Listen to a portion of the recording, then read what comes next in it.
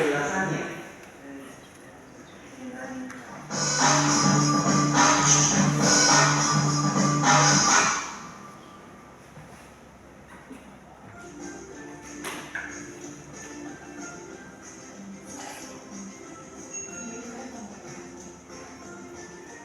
Proklamasi kemerdekaan yang dilakukan tanggal 17 Agustus tahun 1945 menjadi peristiwa penting bagi bangsa Indonesia. Peristiwa tersebut menjadi tonggak sejarah di mana bangsa Indonesia berhak atas kemerdekaan dan wajib mempertahankannya. Diawali dengan dijatuhkannya bom atom oleh tentara Amerika Serikat pada tanggal 6 Agustus tahun 1945 di kota Hiroshima dan pada tanggal 9 Agustus tahun 1945 di kota Nagasaki. Jepang akhirnya menyerah kepada tentara sekutu. Peristiwa ini dijadikan kesempatan oleh bangsa Indonesia untuk segera membebaskan diri dari penjajahan bangsa Jepang.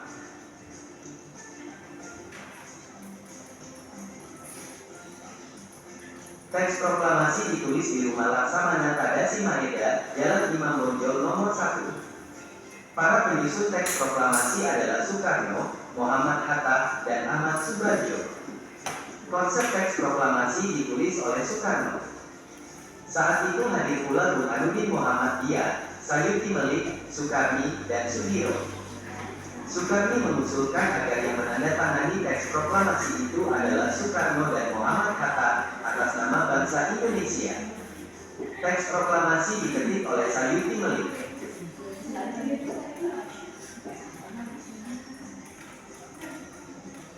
Pagi harinya, tanggal 17 Agustus tahun 1945, di kediaman Soekarno, Jalan Pegangsaan Timur nomor 56 telah hadir, antara lain, Suwirjo, Wiloko, Gafar Prigodipjo, Tabrani, dan Trimurti. Acara dimulai pada pukul 10 dengan pembacaan proklamasi oleh Soekarno dan disambung pidato singkat tanpa teks. Kemudian bendera merah putih yang telah dijalin oleh Ibu Fatmawati dikibarkan. Berikut teks proklamasi yang dibacakan oleh Soekarno.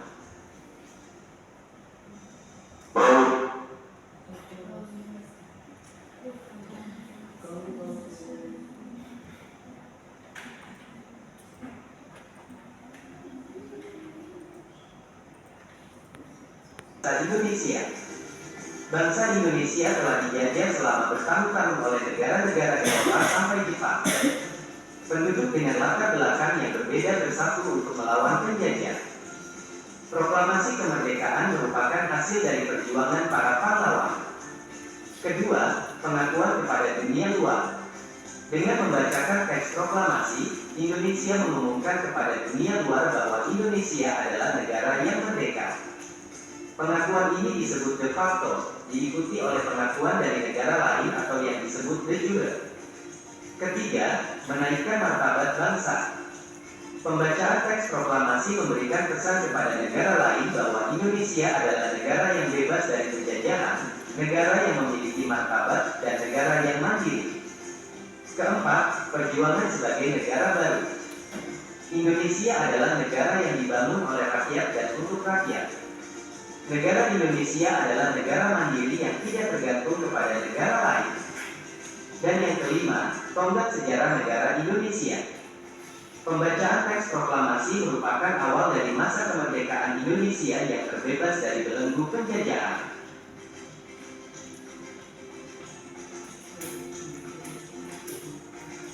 Demikian penjelasan tentang proklamasi kemerdekaan Indonesia.